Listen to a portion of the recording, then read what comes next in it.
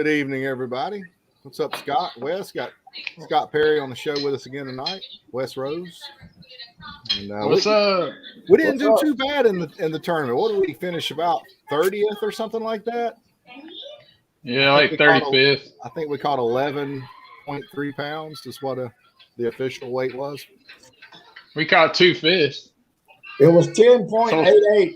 10.88, I think, something like that. I got it on video. It was 11.3. So was it? Yeah. Yeah, and then I told Wes we had about 11 pounds. He said, Scott, we got more than that. Hey, well, I looked at the thing that, when they posted the winners, and I could have swore under our name on SBC it said 10.88. Well, unless there was some kind of tearing going on there, I got it on video. We pulled up and it was 11.3 for us. Oh, I didn't even look. I knew we weren't in the running. So. Matter of fact, it's I on this we had video. at least 13 or 14 pounds. I'll play it here in a little bit when we get to talking about that stuff. But yeah, it's on the video that I'm going to play tonight on here. So it was a really cool experience fishing with you guys. I've never quite done it that way. Now I have, been looking at the graph and say, guys, we need to move our lines down. We need to move our lines up. But you guys did it constantly, and I'd always heard that there were trees in Hartwell. And so knowing that there are trees in Hartwell and we were fishing over trees, it makes sense why you guys were constantly on the graph telling the guys to move the lines up, move the baits up, move the baits down and whatnot. Yeah, I mean, with tournament fishing, I like to win, so you get serious. It ain't fun fishing. I mean, yeah, it's a love-hate relationship with tournament fishing. It takes all the fun out of fishing till you win. Yeah, until you win. I noticed there toward the end, you guys wanted to pull some bigger baits up in the back of a creek, and we started to head that way. And there was already several boats in that creek.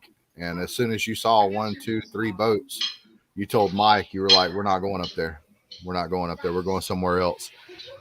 And he was a little butthurt about that, I think. But I think he knew if we were going to hit a big fish, it was going to be shallow.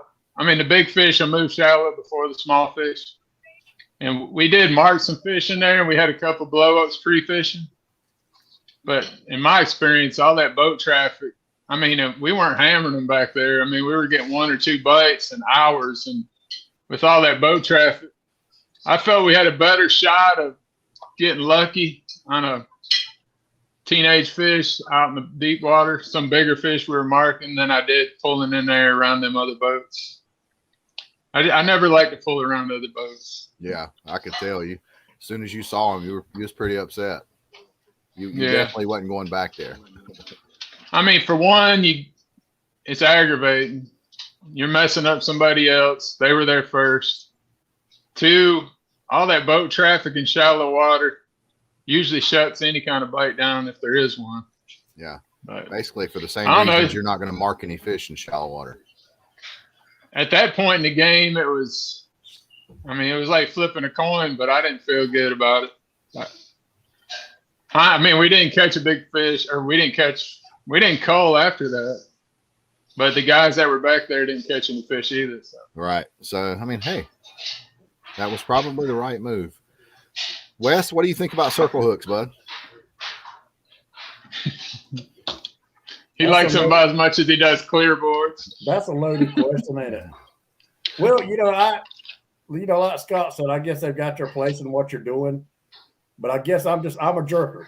I don't give a damn if somebody tells me it's got a circle hook on it, I'm going to jerk. That's just a natural reaction. You want to part their eyes. I like that. I like that. It's not that big a deal for me.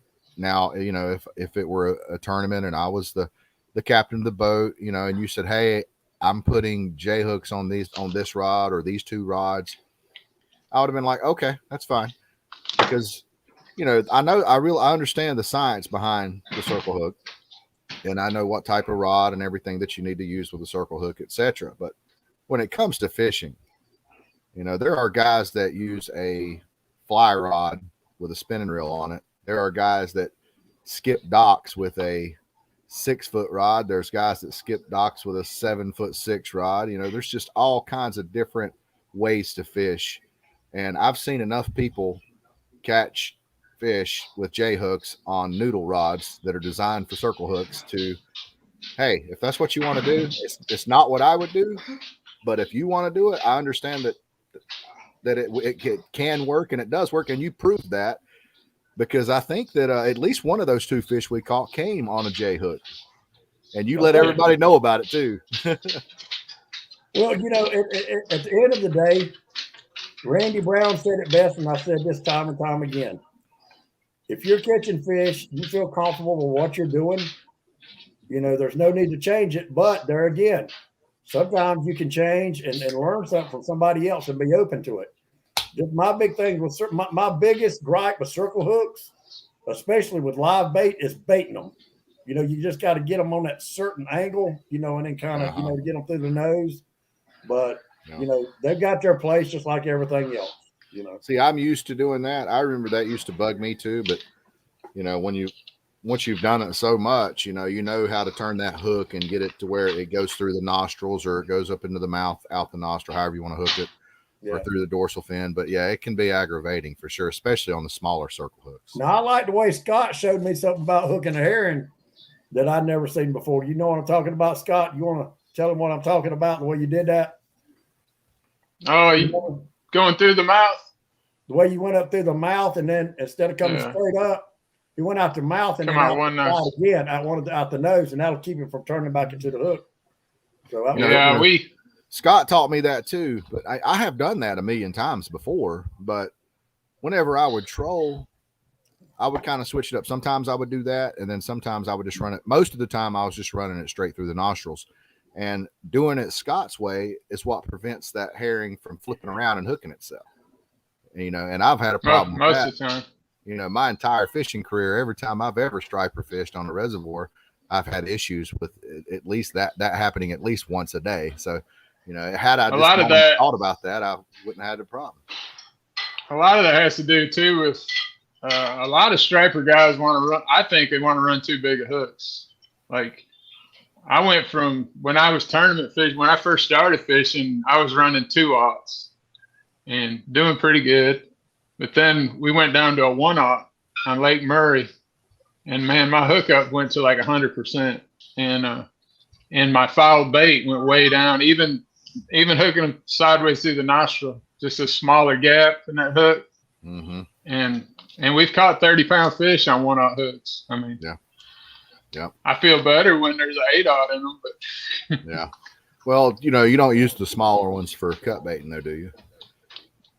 No, I use like 5/0 for herring, and then up to 8 or 10 for big bait. But that's another thing when you're pulling big bait with you can turn it off. When you're pulling big bait with stinger hooks, when you get a stinger hook in a fish, it's like having a 1/0 hook in a fish. So you got to run a soft drag on a stinger rig too.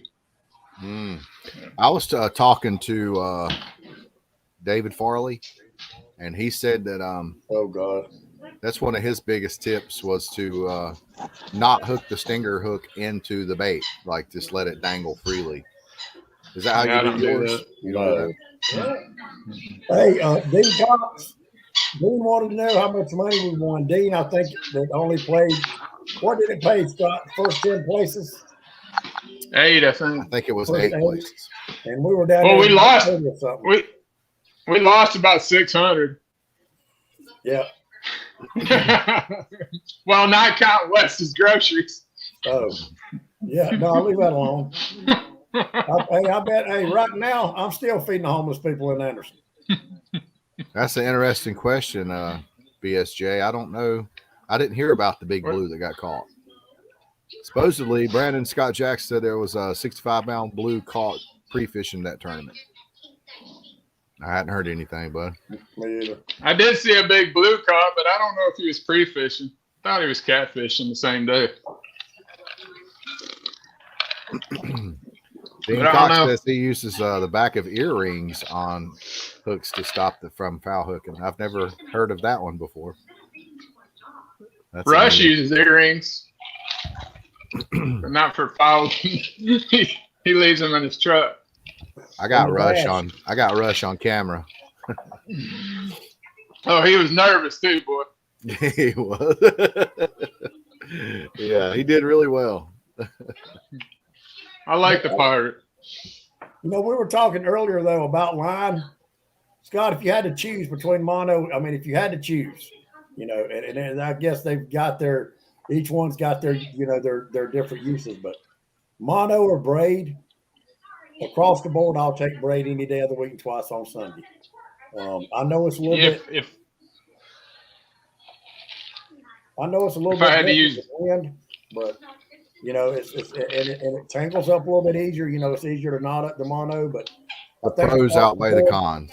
Yeah, for the size of it and what you get, the strength of it. You know, the hook set, you don't have all that stretch. You can get more line on a reel. I mean, and better hook sets. To me, I believe I started getting a lot better hook sets with it. You know, because I mostly catch big fish. I fish for big fish. You know, I'm trying to get a 10-aught hook, like you said, like you were talking last week, how the cartilage in a big fish's mouth, how strong it is. Me personally, I like the braid. It depends what you're fishing for, where you're fishing, I think. I mean, if I was fishing our lakes all the time, I probably would be straight mono. But the only thing about braid is if you're cut baiting, the braid's laying flat on the bottom of the river. And if there's a lot of sharp rocks and stuff down there, braid gets cut on rocks like butter. So that's the only downfall for me is when I'm cut baiting. Well, from experience, don't put a big. Go ahead, Scott. Don't put a big skipjack on a line with braid and then tie a balloon to it and put it out behind the boat. Oh yeah, I learned that from experience. You're gonna get a ball, but yeah. Well, it passed the boat 3 times, came back around. I finally reeled it in, and it looked like a ball of yarn about that big. Mm-hmm. Yeah, so balloons and braid don't mix. Not for me. I kind of hate braid. I mean, I use braid. I like it, but if you get a knot in braid, you're cutting. It's game over. Yeah, you're cutting it. It's game over. We cast good though. Daniel Rush said braid sucks. That's because Daniel Rush has never caught a big fish. How do you see the comments, Wes? I'm just kidding, Daniel. I'm watching it on my phone. I'm on J.R. Cochran's page, watching it on my cell phone. I got you. Let's see. Y'all want to play that little 1-minute video clip? Sure. Yeah, go ahead. We're going to have to unmute. I think we should still be unmuted. If you're not, then you can.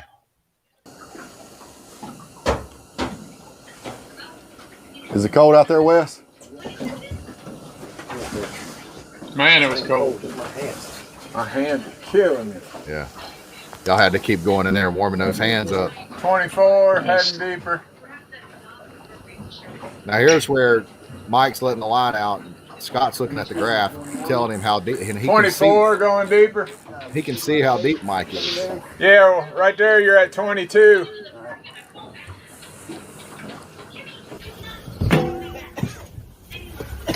That's the first fish of the day, I believe. No, that's not a bad fish. Yeah, that's that was our monster. Hold on. 8 pounders. 7. Grab the boat just so I know what to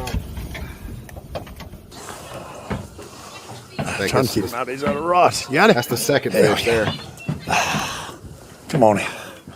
Good job. Hey, Bogus. there's our reel, man. Want to go towards that beach? Now here's where we were getting ready to Say we move just up look for Bishop. We're going to and do not some go shallow to the water shallow. fishing. Well, look at that, dude. And you ended up I get seeing it. a bunch of Three boats up There's in no there. boat pulling. Is there We a can't boat? even get by with all their planer boards now. All right, here's our fish being weighed. 4.7 ounces. All right, well, you'll take a picture in front of that Bass Pro sign right there. Cap's sign. That was the second. Cap's gotta come back to sign. Okay, that's the 11.3 I was seeing right there. Right. 10.88. He says 10.88. He said but it's 10.88. 11.3. It's 11.3. Yeah. Yeah, that's what I said when I looked at the final on the sheet on the SBC page. It said 10.88. So I don't know. It don't matter. It don't matter. We didn't win no fucking money, so. But damn, we might have been ahead of JC though. They only had us by an ounce. What the JC? We got you, boys. We got you, boy. We got you. We got video proof. Hey, Daniel Rush said to tell you, Scott, if you keep your ass out of Facebook jail, you'd able to see the comments too. Yeah. It happens. Pirate said, "Where's my video, JR? I got your video. I don't have it on here tonight, but I'm gonna have it on the edited video. Pirate Pirate wants to be a celebrity. Daryl Barney said, I had 12.66. Daryl, you didn't have nothing. You had them boys from up at North Carolina come out here and show you how to fish. How much of that 12.66 did you actually catch? Because Anthony Johnson wouldn't with you. And damn, Marchbanks lives on Lake Hartwell. You fish with a guy who lives on the lake. It's fun though. I enjoyed it. I was tired. They pre-fished. I'm not. They pre-fished for 3.5 months and got 12.66 pounds. But we were on big fish day before. Yeah, I think if we would have done it over, we'd have probably ran down the lake by 8:30. You don't know that till the game's over. No. Well, like you say, there, when you're in a tournament, the longer you have bait out of the water, the less your chances is of winning. there you are, Pirate. Yeah, you're gonna be on the video, buddy. And I mean, all it takes is hitting one 12, 15-pound fish out there. I mean, we were on them. Yeah. They just weren't eating. I mean, you could tell when you're marking big marks, and we were marking big marks, just unactive. They just weren't chewing. fish. You know, my friend went to Murray, and he got on the fish in Buffalo Creek, and he said they were just marking fish after fish after fish, and they said they could not get them to chew on nothing. And so I think maybe it's just a time of day bite going on. Well, I mean, it was, who knows? We had high pressure or something. I mean, when we pulled through probably 70 fish at like 7:20 that morning, it looked like spaghetti, and we luckily got 2 fish out of that, but hell, they weren't eating. I mean, so what would you typically recommend?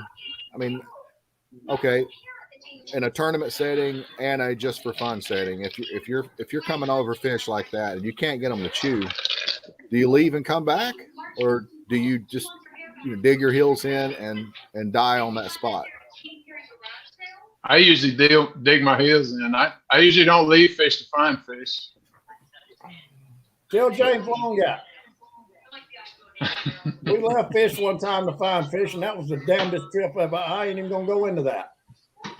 I've done it several times, and when I first started, I had A spot, B spot, and C spot, and we would waste a lot of time. And then the later I fished in tournaments, I'd have an A spot and a B spot, and if I was marking that A spot, then I wrote it out right there. Well, my thing is, of course, there again, there's a time for cut bait, there's a time for pulling boards. When I first started striper fishing, I always heard when the sun gets so high, you're really wasting your time pulling boards. But I know that's not so in Tennessee. That's not so here either. But I just like to cut bait. That's just my preferred method of fishing across the board. Us cow fishermen have kind of adopted the whole planer board thing from striper fishermen.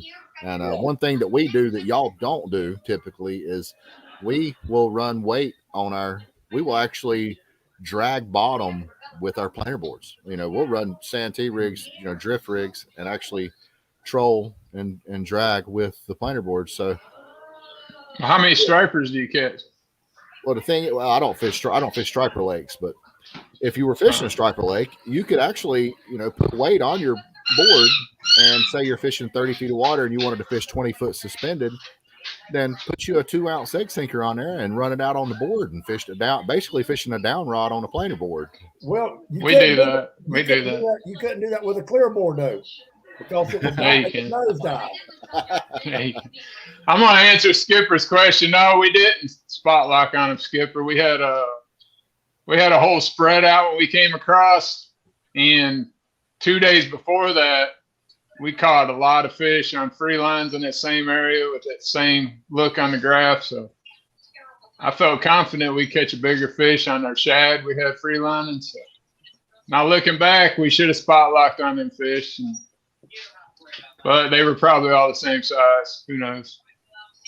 Well, I'm probably not going to catch any stripers, Daryl, until they Lake Wiley gets some, because that's Lake Wiley and Lake Norman are what I fish. I mean, we got hybrids in Norman, but there's not many. A striper is pretty much a unicorn in Lake Norman now. Don't Dieter go up the river every spring and catch turds?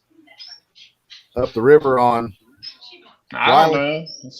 Maybe. They catch turd catfish or striper? No, little damn striper, hybrid, whatever they are. Oh, I've seen a video on Lake Norman. Yeah, Dieter never started doing that until I started doing it. By the way. Oh, he stole you? He took it. Dang. Well, you know, the thing about a tournament, though, it's just like, you know, and I'm sure we're not the only ones. I'm sure everybody that didn't, especially people that didn't win no money, you know, when you're in a tournament and you look back and you're doing all this stuff and you say, well, maybe I should have done this, or I should have tried that, or should, you know, hindsight's 20/20. You're always gonna say you should have did something different unless you win that damn money. Chris Childs and them, it couldn't have went to two better guys, in my opinion. You know, Jim and them, Jim and Chris both are great people. I've known Chris for about 7 or 8 years now. Chris Childs, one of them too. You never hear him say nothing bad about nobody. He just kind of goes with the flow on everything, or he's never said nothing bad about nobody to me. You know, and I like Chris. I got a lot of respect for him, and I'm glad they won. I got Chris into Striper Kings. I met him probably 15 years ago. He was friends with Gary and Julie. Yeah, him and Robin and Jim, they're good people. Yeah. And he called me that day and told me they had like 18 pounds. And he said they caught the small fish in 5 foot of water. He said they circled back around to go back over that shoal, and they caught their biggest fish in 95 foot of water within 10 minutes of each other. So that there tells you there wasn't much of a pattern. James Long, he fished the SBC? Oh yeah, he got skunked. James, you want to come on and talk about what you guys did in the tournament? Hey, Scott. Hell no. Now, didn't Jim's wife, she, now if I'm not mistaken, down here in Powdersville at the FedEx in Powdersville, ain't that where Jim's wife, did she own that, or did she work there? I don't know. I wonder how Santee's doing on stripers. You know, they had some pretty strict regulation on them a few years back, and you know, they were actually like not letting you target them. And from what I hear, they're actually coming around, and there's some pretty good population and not a bad size to them now on Santee. Well, we Striper Kings, Warren Turner was on the committee, and I can't remember who else from Striper Kings back when they changed the regulations. And DNR came to one of our meetings, and he told us, I can't remember if they were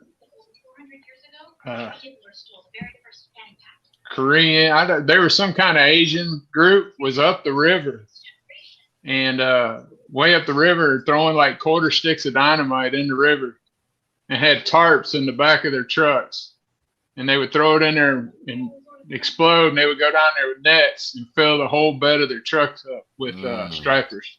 Oh my God. And I do not doubt that. Yeah. And so they changed I think it was to 25-inch minimum, like one fish or something. Yeah. And, I think it was none for a while. It was pretty strict. Yeah. Shane wants to know why y'all don't have fancy headphones. Well, we don't. I got earbuds. Yeah, Shane's got the buds in. Scott. The speakers on my computer are crappy, so I got these so I can hear. I got some. If you watched, and anybody, I think I said this, I've mentioned this, anybody that's watching, if you hadn't never seen it, there's a movie called Landlocked. Rich King did a documentary about striper fishing, how they got landlocked by accident down by in the lower lake at Santee Cooper. They swim up the Cooper River to spawn one year, and they actually got landlocked by Panopolis Dam. But back years ago, and 15, 18 years after that, the striper fishery in Santee was probably one of the best fresh. Santee was way ahead of its time, other than Tennessee. If you think Tennessee, it was the only. Yeah. It was the only one. At one time, like every single lake in the country that had stripers were stocked from Santee fry. Well, I got a story about Santee that wherever they, in the hatchery, they somehow dye a bone in the striper's ear, I think. Some kind of bone in his head. Uh-huh. So they can tell where that striper came from, what hatchery. And due to the different color when they cut the fish apart. Mm-hmm. And Santee has had like natural reproduction. It's the only freshwater reservoir where they've actually had some freshwater reproduction. Due to them looking at the bone and seeing it's a young fish with no dye in it. And if you look at and in that video, there was literally, and I'm not exaggerating, they were bringing 30. Turn your phone sideways, James. They was bringing 30 and 40 pound striper out of the fish camps in wheelbarrows. And it's almost sickening to see that. I mean, you'd have 15 fish in a wheelbarrow, 35, 40, 45 pounds. And it was unbelievable in the early 60s. Didn't that race car driver, Tiny Lund or something, he had the record out of Santee, state record for a while, I think. Tiny Lund, I can't remember. Tiny Lund won the Daytona 500. I forgot what year it was. Well, he went down to Santee and went out with a guide and caught a 55-pound striper, which at that time turned out to be a record in the United States for fresh water. So he went back to racing and changed the number on his car to 55. He raced 1 year, and he had it so bad, he gave up racing and moved to Cross, South Carolina, and opened up a guide service. So, well, we got James Long on the show, guys. James, you fished the SBC. What kind of how did you guys fish it? We pulled boards all day down the middle of the river. Didn't have any luck, not even a bite. Did you run any down lines? We did some down lines. We always keep a couple down lines with bigger baits on them, one with a small bait. But we got one pullback, I think. It's hard to tell if it was a spot or something, but or maybe just something chasing the gizzard made it pull the board a little bit. Did y'all fish out of your Carolina skiff? No, I got a G3 now. Oh, okay. Last year we fished, or 2 years ago we fished the tournament and didn't get in the side pot, and we ended up finishing 7th. And I think did Chris Brown win the side pot, Perry, like 2 years ago? I wasn't in it. Somebody in the chain gang won it, and me and Kenny didn't get there in time to get into it, so we didn't get in it, and we didn't win the damn side pot. It sucked. No, James won. You came in 6th last year? You was in the money last year, or the year before last, the 2020 Winter Classic. 7. Okay. And we didn't take a live bait on the boat. We didn't even have live bait. We didn't take no bait. We pulled Alabama rigs all day long on planer board. I didn't know that. We had. Do you remember what the water temperature is? In the 40s probably back then? It was like 49.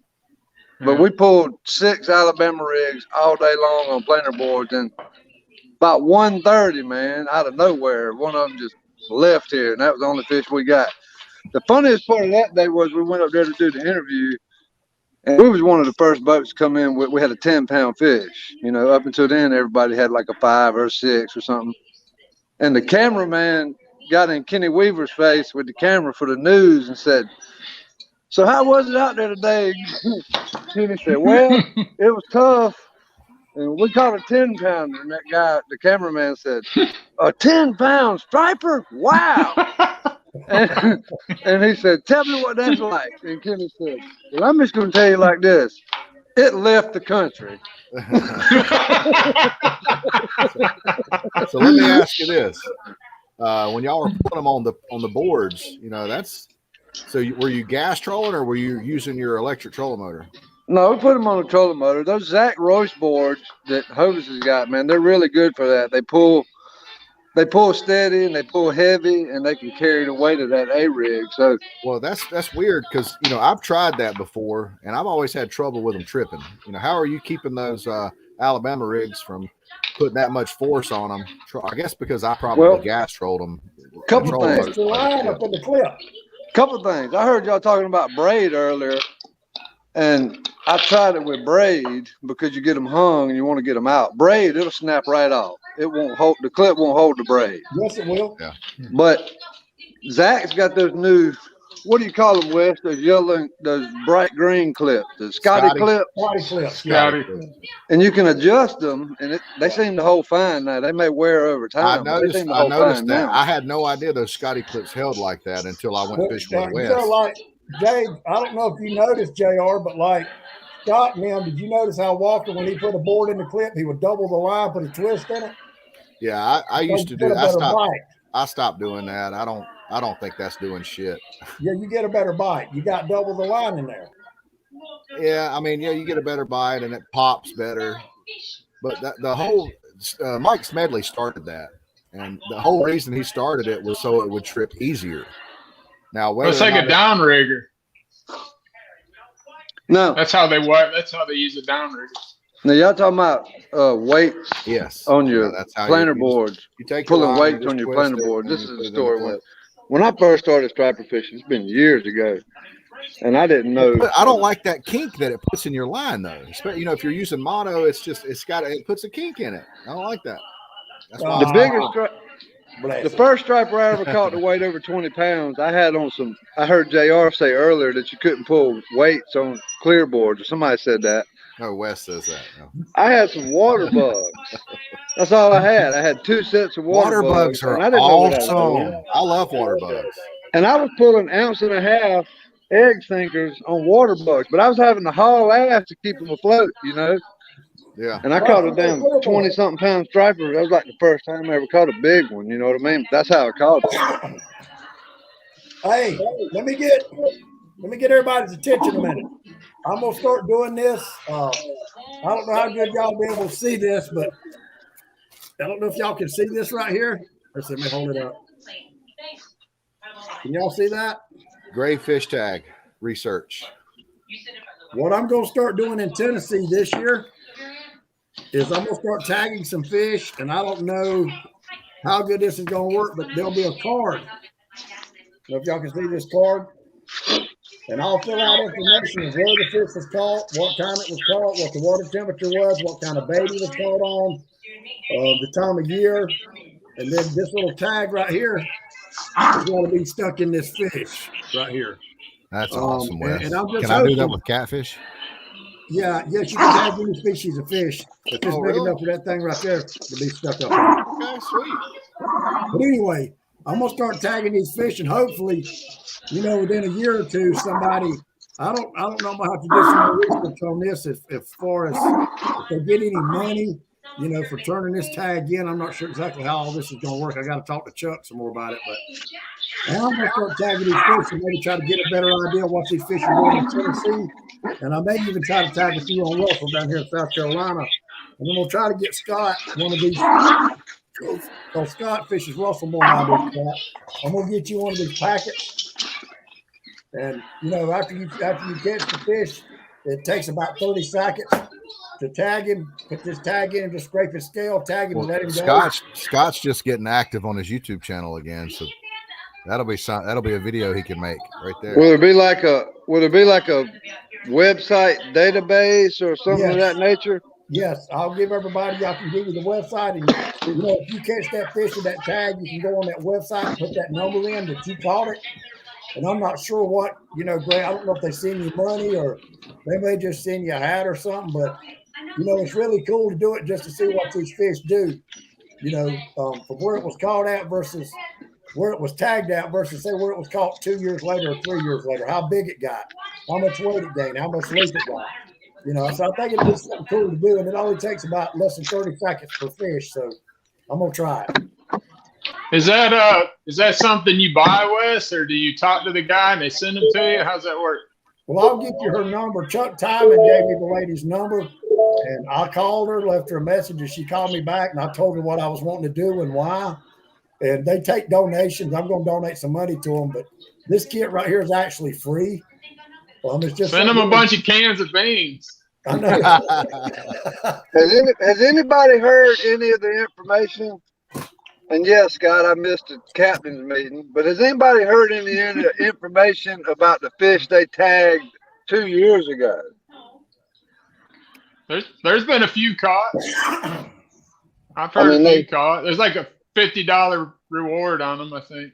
But weren't they supposed to have some type of DNR website so the fishermen could go on and see the migratory patterns and things of that nature? Kind of like they did. What was that? Mary Lee, the shark that they tagged, and we could get on that one website and see where she was at. Well, that was different. That's GPS, but yeah, if they report where they caught it and everything on the website, then it would tell you where the fish were caught, tagged, and where they recaught it again at. But so I don't know if there's a website. This isn't GPS. Kenny said somebody told him that one of those tag fish had been caught and released.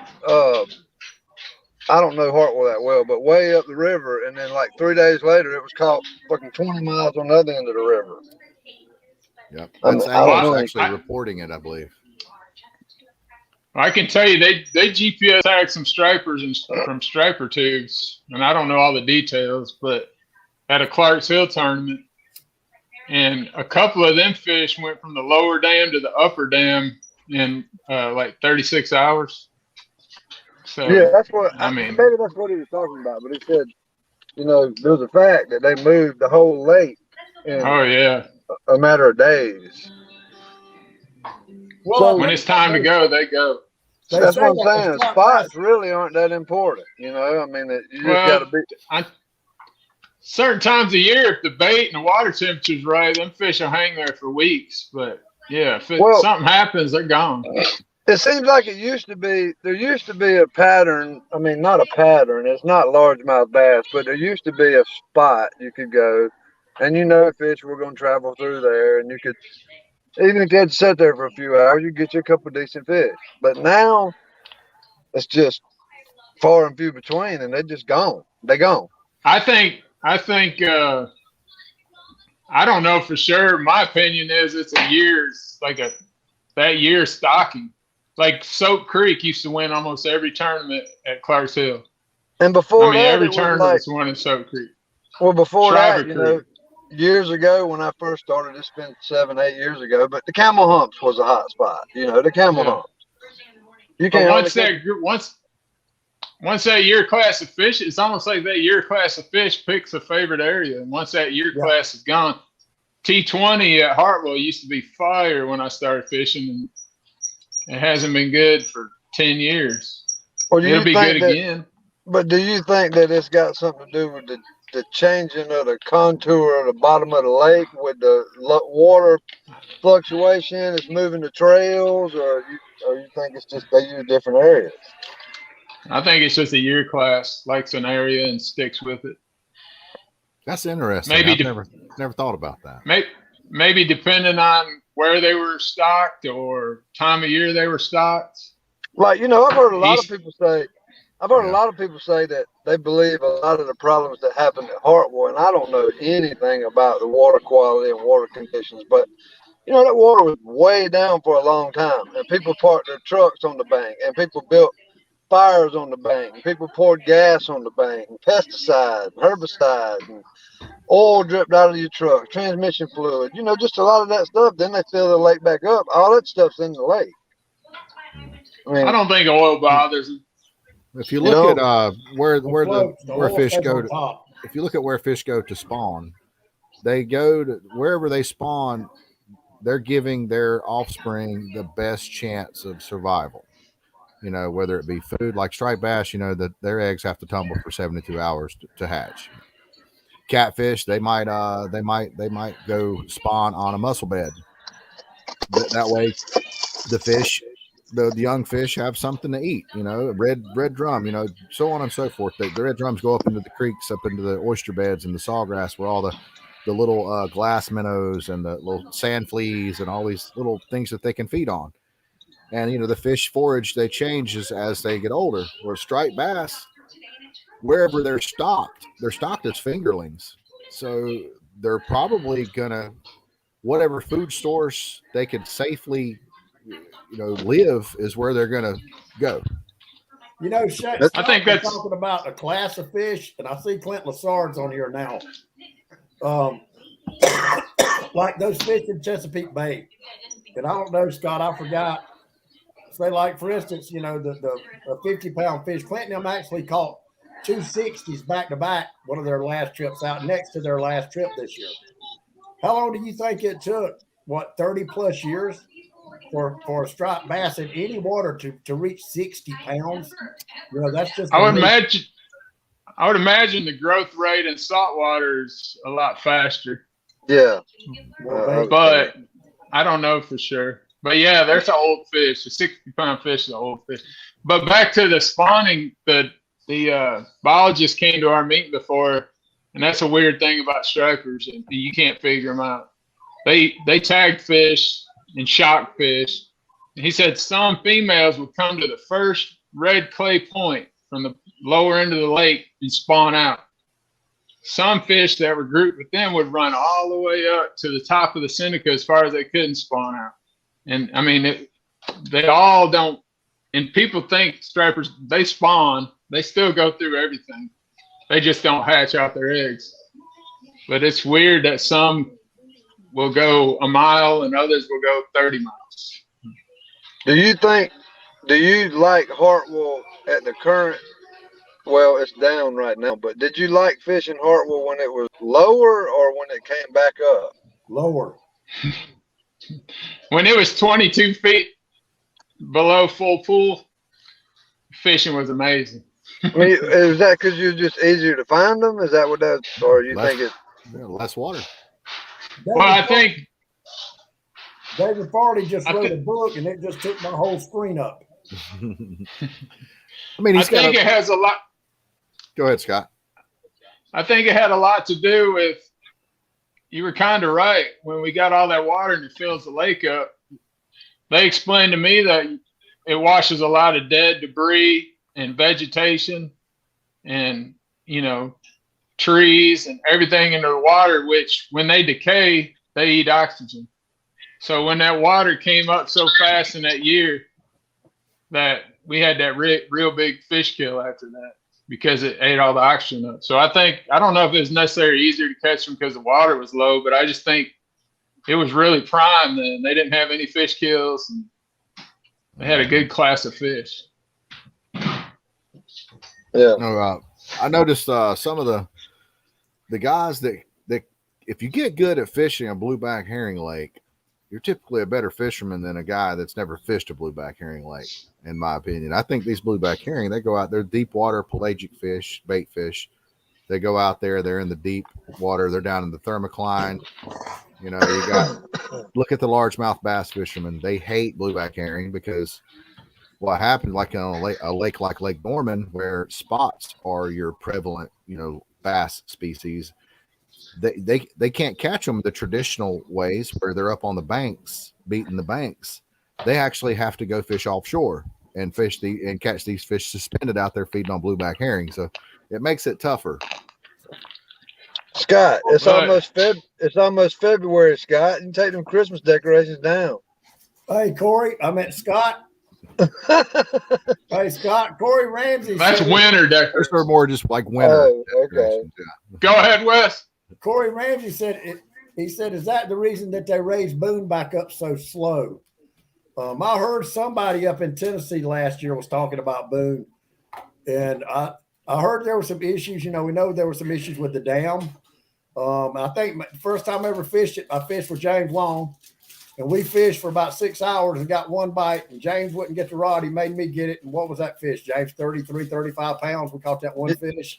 Yeah, mid-30s. Yeah.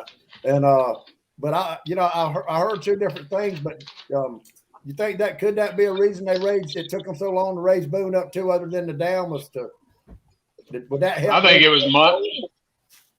I think it was a money issue with fixing the dam, but I don't know if it helps raising it up slow or makes it worse. I don't think Boone's going to be near as good as it was in a couple of years. I tell you, like, the most devastating thing that happened to us in a while, man, is they put that cable up at Chilhowie after we found those fish up there. Chilhowie, where's that at? Well, it's over now because of the cable. No, it Dead. ain't. Well, hell, it is now. Your stump, Wes, is gone to Chris Brown's house, hanging on his wall. Chris Brown took your stump and used it for a mount. Jane said she told him, hell, we went up there, caught a 44, a 42, and a 45, 3 fish in less than an hour. So, no, it's not over. You just got to know how to fish it. So, to anybody that's listening on here, we'll go ahead and tell you. Go to Chilhowie, put in at the boat ramp right there where the motorcycles are, and stay forward left as far as you can and hit the dam. Hit to the dam wide open. Let me know how it works for you. I didn't even know there was. I didn't even know there was a Chilhowie Dam until James' wife posted a picture of it with the 50. Yeah, my wife got me in trouble on that one. But that little fishery up above Chilhowie, man, I swear to God, I've been wanting to try that thing out forever. It just looks right. They swear there's none in there, but I've been wanting to try it. What is it called? Does anybody know the name of it? Lake Chilhowie. That's Chilhowie Lake. No, on the other side. Oh, above Chilhowie's Fontana. Yeah. Fontana. If they don't stock a lake, huh?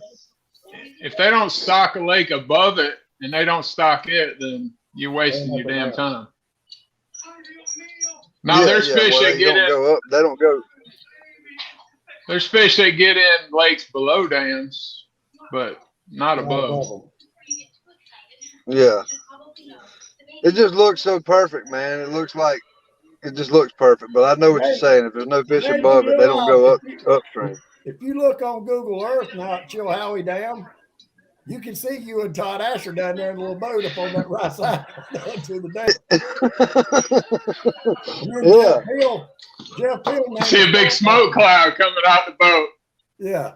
We got any Tennessee residents? So my wife has been fishing twice. My wife, she doesn't care anything about. She could care less about fishing. I don't give a damn if you're catching 70-pounders. But the one time we take her fishing on Ethan's birthday, and Big Sean Smith went with us. We went up there with Asher.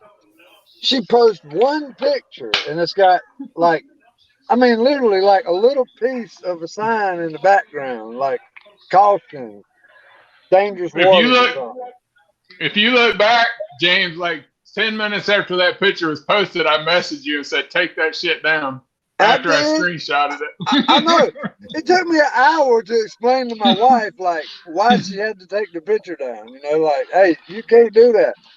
But, I mean, it is what it is, you know. I mean, they're going to find out one way or another. Ain't that right, Wes? That's right. I mean, hey, there's no secrets no more. I mean, and there again, somebody, especially like me and Scott now and Jeff Hill, the kind of boats we've got, you ain't going to hide from nobody. I mean, well, I had a conversation with somebody today, and you know, I talked to a lot of people about this, but it'd be a lot better, man, as much as we advocate for peace and everybody get along, if everybody would just get along. You know what I'm saying?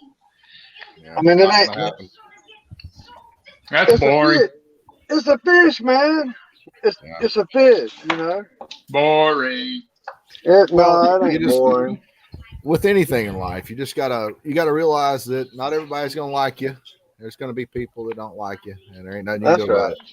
Well, what's funny about Tennessee is if you post all that stuff and people get pissed, there's only going to be a handful of people that will take the time and all that to go up there and try to catch them. You know, Clinton. Well, hey, let me say this. Clint Lassard just posted this, and this is I'll tell you what I really thought was one of the most amazing things about the Chesapeake Bay.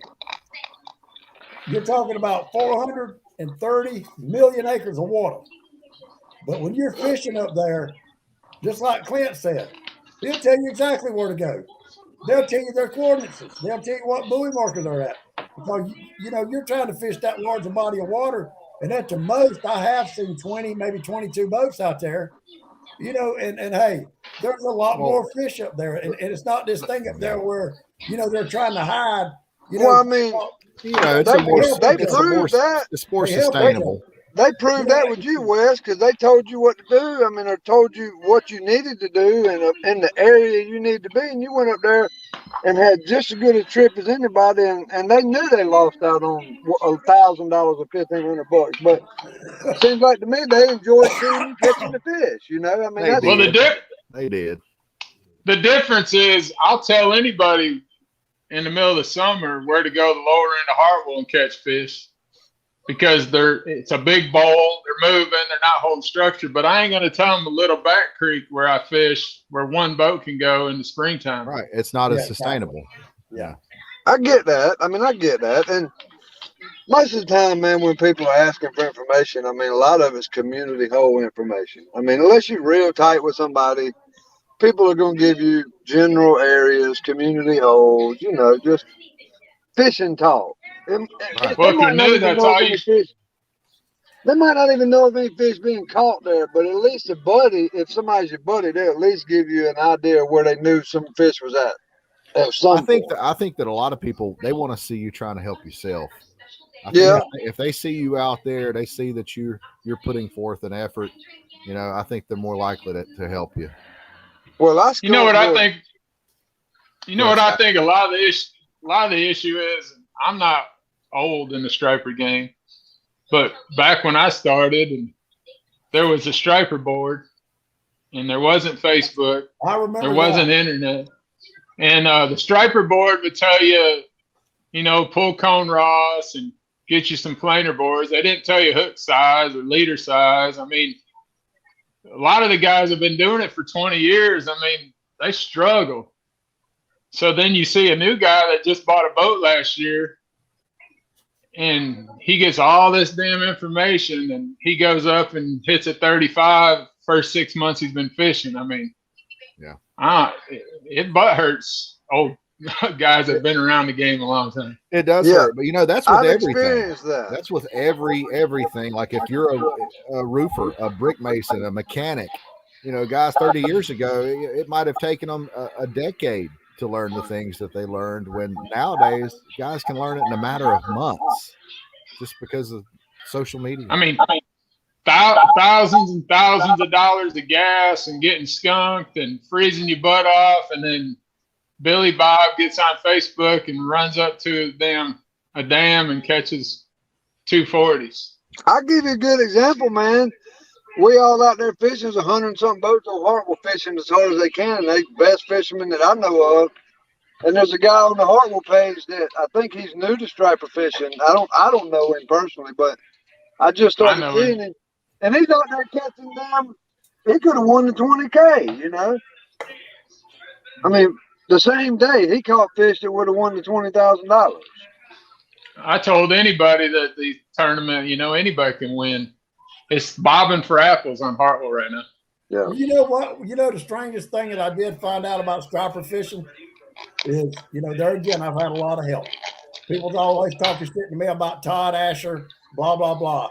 Todd Asher's helped me a lot, and I ain't going to deny it because Todd is a lot smarter than I am. I learned stuff from him. There again, Clint Lassard on here, Chuck Tyman, those saltwater guys. I went up there and I listened to them. They taught me a lot. I go up there and catch fish. It's not really rocket science. It's where you gotta, when somebody knows more than you, sometimes you gotta show a little bit of humility. They also see you trying, Wes. They also see you, pulling your boat across the country. They see you putting a lot of money and effort and time and blood, sweat, and tears in it. That you're much more likely to help somebody that's putting blood, sweat, and tears into this thing than somebody. I had a great trip. I went up there 2 days. I went up there 2 different trips. I caught about 14 or 15 fish on my boat. there's no way in the hell I could have did that unless I'd have had help. You know, telling me And- where to fish. You know, it's just a given. Go ahead, Scott. Well, when I said that, if I just started, I would be doing the same thing. It's not that I wouldn't. And when I went to Tennessee, I was a reservoir fisherman. I didn't know anything about catching skipjacks or fishing in current. You know, Hovis and them. Yeah, Hovis showed us all that. I mean, I did the same thing, but I understand why people get upset over it. Jeff Peel said one time to me, I didn't know Jeff very well, but he said to me one time, he said, "Hey man, if you're sitting at home on your couch on Facebook, don't call me for fishing information. If you on the water putting in your time and you call me, I help you out. But don't call me when you're sitting on the couch just to know. If you're out there putting in your time, I'll try to help you, you know?" Mm-hmm. So, I mean, I guess there's a big difference. The thing is don't even ask, you know? Like if I were going to Tennessee, I don't even have to ask. You know, if my friends find out that I'm going to Tennessee, they want to know what I'm doing, why I'm doing what I'm doing. And when I tell them why I'm doing what I'm doing, they're normally like, "Well, I wouldn't do that." And then here comes the information. I don't even have to ask. Mm-hmm. Well, you know, I mean, talking about like up there at the bay. Yeah, I did a good job. I went up there and caught a lot of fish, you know. But if it wasn't for people helping me, Clint Lassard, Chuck Tiedemann Manny, those guys like that, hell, I might have got lucky and caught a fish or two. But, you know, I watched everything they did. I listened to them. I watched the way they rigged their stuff, how fast they pull. The big advantage I had up there, I did have an advantage over all those other boats. I could use a trolling motor, and I could control my speed. I didn't have to pull 2.5 or 3 or 4 miles an hour. Exactly. I could pull a 0.5 mile an hour to 1 mile an hour if I wanted to 2 miles an hour. And based on your results, I'd say they gave you some really solid information. They didn't run you around. They gave you some solid info to start with, and then you had to go from there. Guys. But like you said, who was that last comment, JR?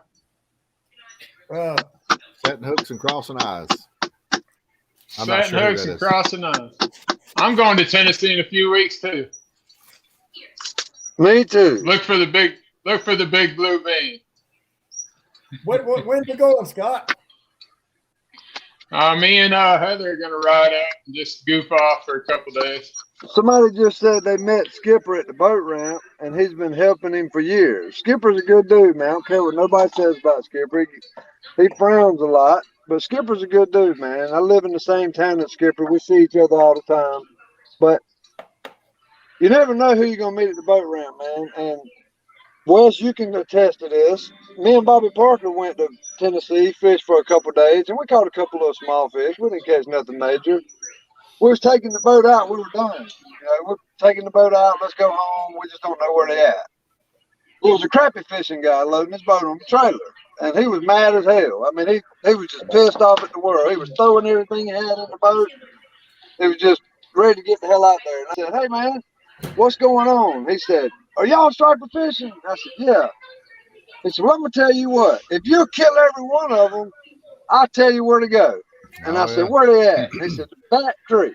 I just went down there and they broke. Tell everybody again. I mean, what the It hell? don't matter, man. It don't matter. Get him off here, JR. Get him off here. Paul Smith said try Duck Creek for stripers. So the crappie fisherman said, Duck River. I don't know where that is. Here's where they are. That's what, you know what I mean? He just said, go down there and catch them. They're there. We went down there. Obviously, we didn't kill any fish. I don't kill fish. We put them back. Me and Wes went back the next day, caught a couple more. But the moral of the story is what we talked about earlier. I've been there 5 times since, and they gone. Same date, same weather conditions, same time of the year, same everything, and they ain't there. It's just something different about it. They may go in there, but they weren't in there like that day. Paula Smith. That's why you always chase striper. Paula, where'd you catch that 88-pound? She caught an 88-pound blue somewhere up there in Tennessee. Crappie fishermen are your friend. JC said 88 pounds. He said, "Heck, all you guys have helped me." I've seen JC was at a Striper Kings tournament a couple last year, maybe year before, and caught a 20-pounder on a down rod. He won. He won, right? Yeah, he had a grand this big on. Yeah, he won. He won the tournament. Yeah, That's awesome. in Soap Creek, remember, Scott? Because we was like, well, dang, Soap Creek ain't produced a winning fish in years, and he went in there and got one. Hey, JR. Yes, sir. We're gonna run till about 9:30 tonight, so let's keep rolling. You knew I was about to say something, didn't you? Yeah, that's what I want to go ahead and tell you. Let's keep rolling. We got viewers. Yeah. Okay. Hey, James, why did you not pull umbrella rigs this year? We did. We pulled a couple on our outside boards. I don't know, man. I didn't feel good about it. For some reason, we decided we were going to try live bait, and we did pull 2 on the outside boards just to, continue. But it'd be hard to pull them and live bait at the same time. Correct? Yeah, I think that's why we didn't have no luck with them, because we ain't pulling them fast as we were. We were pulling like hell. The time we pulled them at one, I think we were pulling like 15 miles an hour because the wind was. We were just going. You know what I mean? Now, we had our 2 drift sites. I would like to see somebody try to incorporate like a 6-inch swim bait in Tennessee, like when you're surfing, when you're pulling with the current, the water's flowing, you're going 4 miles an hour. Throw a big swim bait out there. Yeah, but your swim bait's not going to be going 4 miles an hour. It's going to be going about a half a mile an hour. Well, I mean, as long as it's going fast enough to make that paddle tail move. But Perry, after we pulled those rigs for a little while pulling live bait, I pulled one in and held it beside the boat at bait pulling speed, and I said, "No, this don't look right." I just took it out. It's too slow. Yeah, too slow. So what kind of swim bait did you have on your Alabama rigs in that 2020 Winter Classic in which you placed 7th, James? What did I have on it? Yeah, what type of swim baits did you have on Just the ones that come with the umbrella. Oh, really? Yeah, Okay. we were pulling the mini. What's it called? Mini umbrella or whatever. Oh, yeah. I like those. Yeah, the smaller one. Did you have any weight? Or just... The Alabama rig. No weight. The Alabama rig is the big ones, right? That looks like. No, that's umbrella. That's the umbrella. Okay. Yeah, Kenny lost about $300 pre-fishing that week on umbrella rigs. Yeah, that's tough. So I said, hey, man, we can fix that by just putting these little rigs on boards and keep them about the trees, Yeah. I don't know if y'all pay attention. It hasn't really got that cold, but when Russell gets down in the 40s, them bass fishermen, at least 1 or 2 of them will catch a 30-pounder on casting umbrella or Alabama rigs. Wow. I fished. And they get on that small bait. Fished a high school bass tournament this weekend, and one of the kids that was fishing with me had his rod jerked out of his hand with a rattle trap on it. I mean, it didn't hit the water for 30 feet. He wasn't really bass fishing, finessing it. You know what I mean? Like, yeah, just barely holding on to the rod. Well, obviously a striper hit it. The rod didn't hit the water for 30 feet. It was gone. It left here. Wow. Stripers love rattle traps. I think water temperature. I mean, when they gets in the 40s and they start keying on small bait, that's when your umbrella rigs and your A rigs come in. I think probably this year the temperature was warm enough they were feeding on bigger bait still. Yeah, probably hurt the A rig baits. Because we only had 2 or 3 cold days before the tournament. I mean, we had 55-degree water, so. Yeah, and last year it was when we were pulling those rigs, it was 48, 49 when we did good on them. Dean, I think the SBC, they have a tournament trail, but the next Winter Classic the big one won't be till I'm assuming January of 23. Yeah. Do you think, Scott? Do you think they'll ever? You reckon why won't they go back to Murray? That's always been their biggest turnout. Is it just because there's so much more money in Anderson? I think it's how much money Anderson offers them. The Civic Center and they get a lot of money from Anderson, and that's good for Anderson. They want them there. That green Columbia, if Columbia would come off the money, they'd go to Murray. That Green Pond facility sealed that deal when they spent all that money at Green Pond. That gave them hey, on Clark's Hill, Dorn to me, if you go down there to Dorn, I'd rather a whole lot rather be in Dorn than I had Green Pond. Green Pond ain't nothing but a big old hill to me. I don't care for it.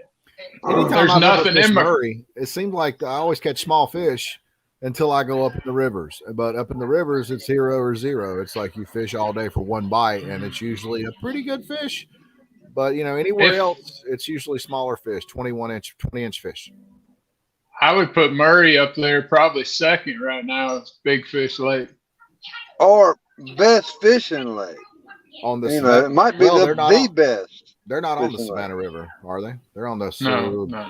they're on the Saluda. Big right? Saluda. Yeah.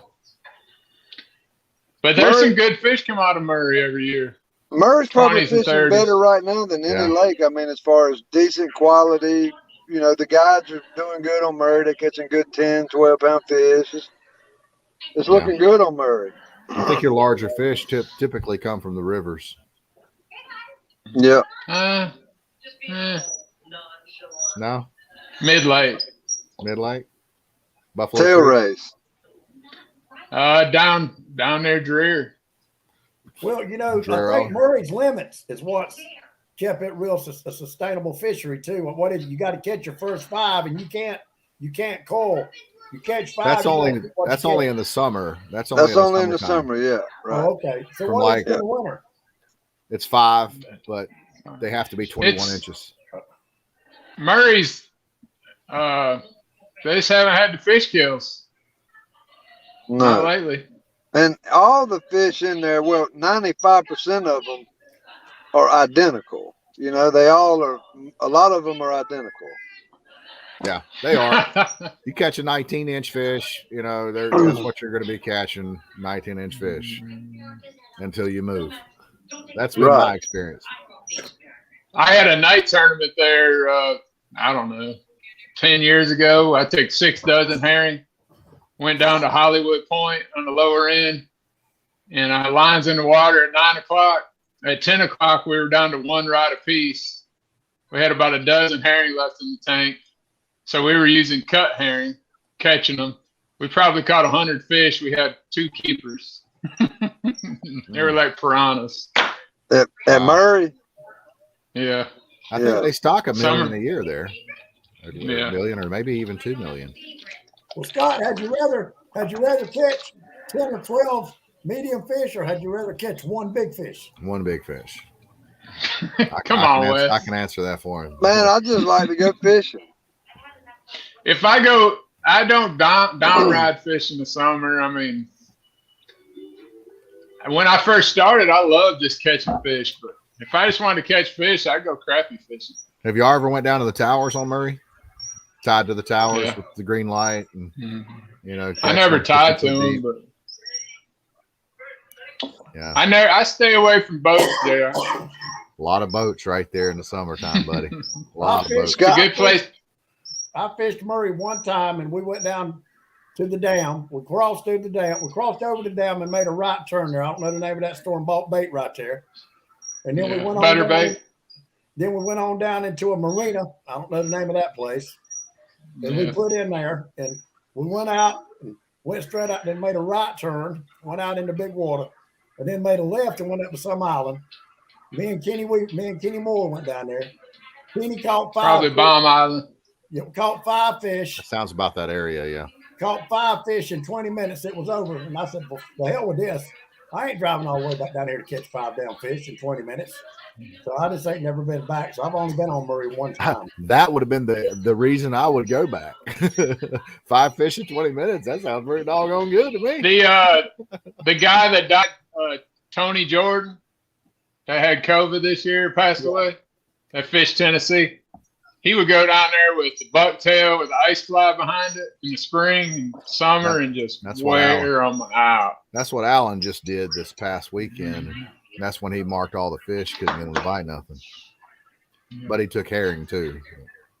There's some they love to chase the birds down there. Nick Ballston said the best time you'll have at Murray is during the shad spawn. Yeah.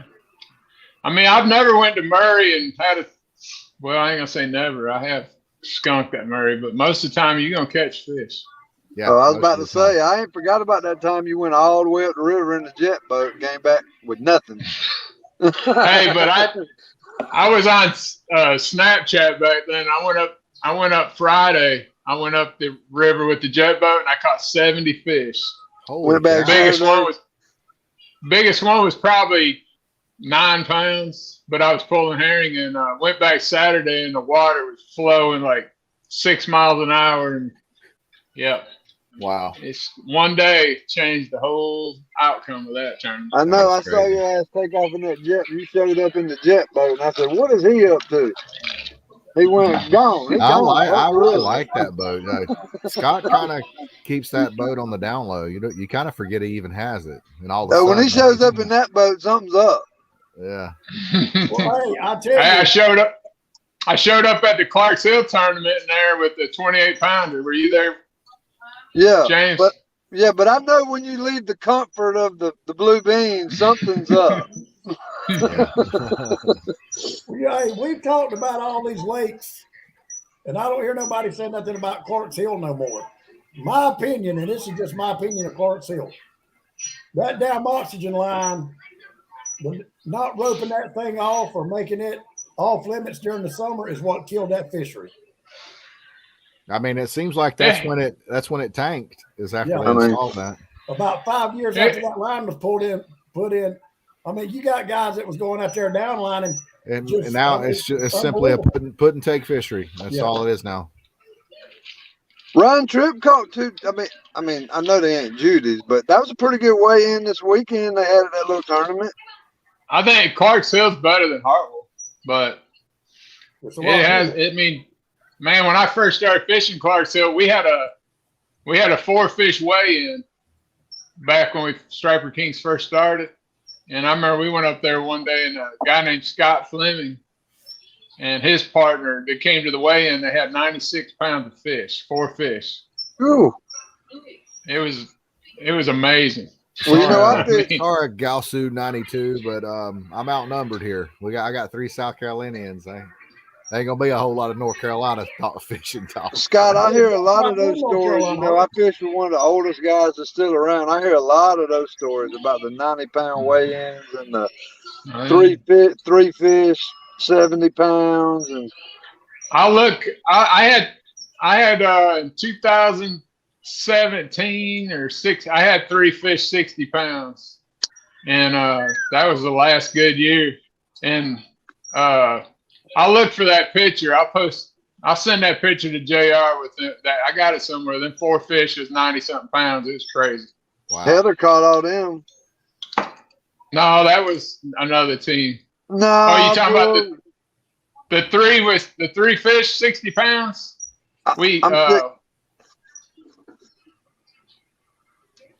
You there? Farley said, is Lanier starting to come back soon or come back too? I don't know.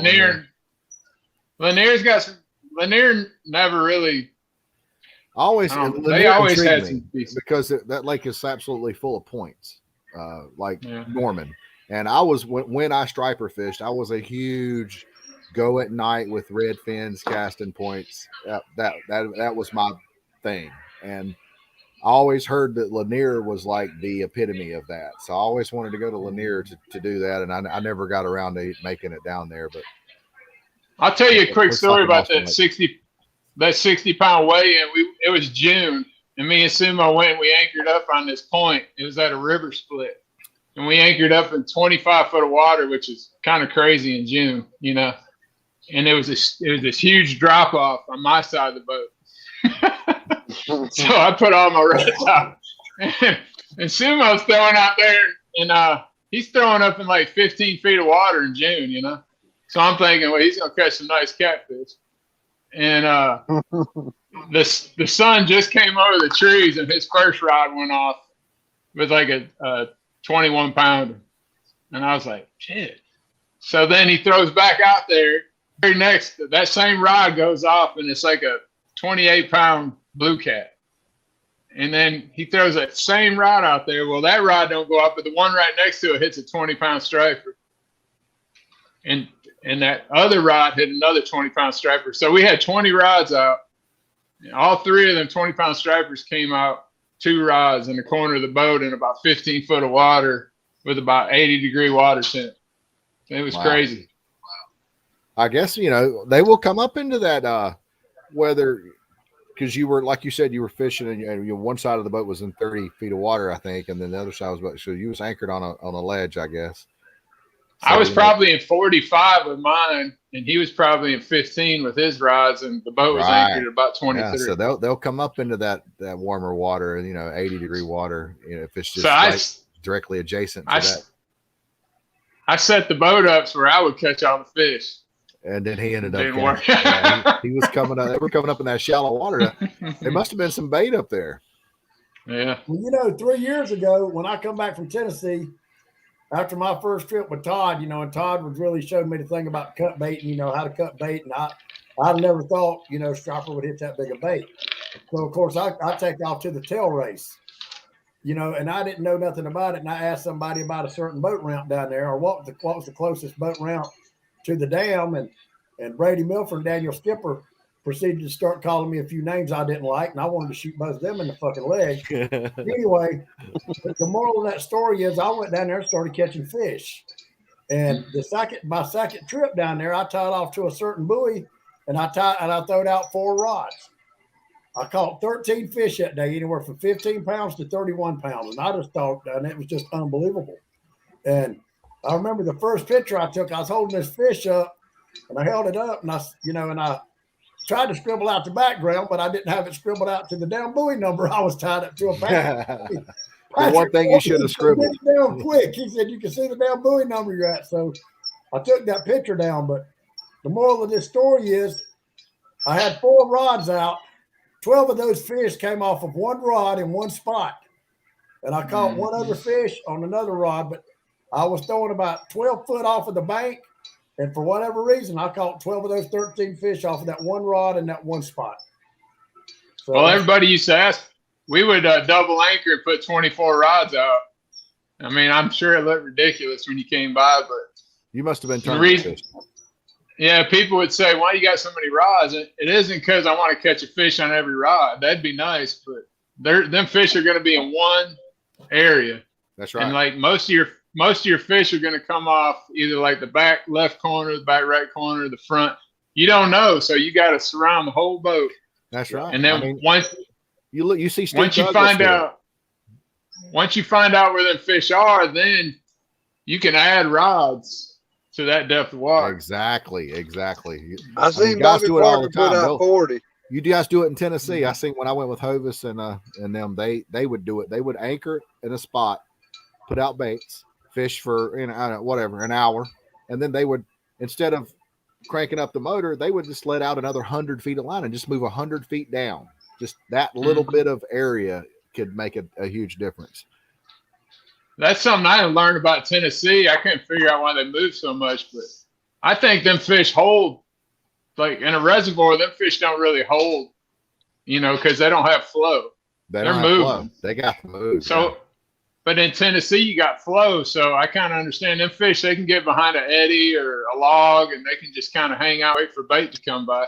That's right. I think that's why them guys move more. Because, if there's nothing there, they don't feel comfortable that they're going to come up that river looking for the bait. Yeah. I used to have a lot of people ask me, but get on the boat with me that had never fished with me before. Why do you only use 3 rods, or if I'm cut baiting, why do I only use 4 rods? Well, my theory is I'm looking for a big fish, and if you've got 7 or 8 or 10 rods out there, and especially if you're by yourself, you're just more likely to get a bunch of stuff tangled up and maybe even lose a fish trying to fight a fish and get this line out of the way and get this line out of the way because the striper's going all over the place. But when I'm by myself, I usually, if I'm cut baiting, I'll fish 4 rods. And if I'm moving, I'll usually pull 2 planer boards and 1 off the back. I just fish 3 rods. But it is a lot easier, I guess, if you got somebody else to drive the boat, if you got somebody else fishing with you, or you can drive the boat and help you watch rods. Yeah. Well, when you're reservoir fishing, reservoir fishing's different than river fishing. Yeah. You can't fish 24 rods in current. No. I mean, they're all going to be stacked up next to each other, Well, I'll tell y'all, one of the best nights I ever had fishing we were in Middle Tennessee. James and Bobby was up there, and it's kind of funny. You know, James and them had been fishing all that day, and I'd been out on the boat with Walker and Miller, and you know, I caught that 42-pounder. And I told James, I said, listen, I said, I'm going back up in that. I said, I'm going back up in that son bitch and fish tonight. I'm going to cut bait. And James said, no, man, I'm tired. He said, I ain't going. He said, I said, yeah, hell, you are too. You going. And he said, and then listen to this, John. He said, no, I'll tell you what. He said, I'll just take you down there and drop you out in your boat, and you call me when you're ready. And I said, hell no. I come pick your ass up at the ramp when you get ready. Yeah, and I said, no. I said, listen, John, I said, just go out there and fish for me a couple of hours. We'll see what happens. So we put the boat in. We go up the river, and we made a right turn. And I seen a rope. You remember that rope, James, was hanging out of that tree? Yeah. And I said, we're going to fish here. And James said, why? I said, somebody took the time to tie a rope up in a tree right here, so it's got to mean something. So we anchored the boat up. Long story short, we had 7 fish. 5 of them was over 40 pounds. But hold up. Remember this, Wes? We put that green light out. Yeah. And we wasn't doing nothing. It's dark as hell out there. I mean, you can't see shit. So we had this green light hanging over the side of the boat, and it was only like 2 foot underwater, and it was straight down. And I was just sitting there on the side of the boat, man, just staring at the light, you know. And I was seeing all kind of little fish and eels and whatever, you know, coming up, looking at the light. And then that light started, when the flow turned on, it started slowly starting to kind of go back behind the boat, you know. And I looked at Wes and I said, Wes, I just saw about 20-pound striper swim up to that light and look at it. And he said, bullshit. No, listen. And about that time, it wasn't 5 minutes, Wes. You remember, it sounded like somebody was throwing cinder blocks in the river all around. Do you remember that? Yeah. And then every rod we had went down at the same time. And finally to where we was up there laying down on the front of the boat, and the rod went off, and Wes said, that's your fish. I said, fuck that fish. I ain't getting up. You can have them all. Hey, James, I still believe that last fish you caught would have went 50 pounds. We were so tired, we didn't even weigh them. We didn't weigh none of them. We was catching them them so fast that we was just catching them, take a picture, throw them back, catch another one. I mean, it was on for like, what, 2 hours, Wes? Yeah. And then Drew Rankin, I sent Drew Rankin those pictures. He said that he was going to blow my truck up at the boat ramp. He didn't want to send more pictures. And Bobby cried all the way home. Bobby cried all the way home. Said, I should have went with y'all, man. I went to sleep. That's the way it goes. I should have went. Hey, Guys, all right. I went back to that spot 3 times and I hadn't caught a fish. It's been an excellent I'm out of here. It's been an excellent show. Too. Good night, right, everybody. fellas. Good night, guys. We'll See ya. See y'all next Tuesday. All right. Bye. Bye.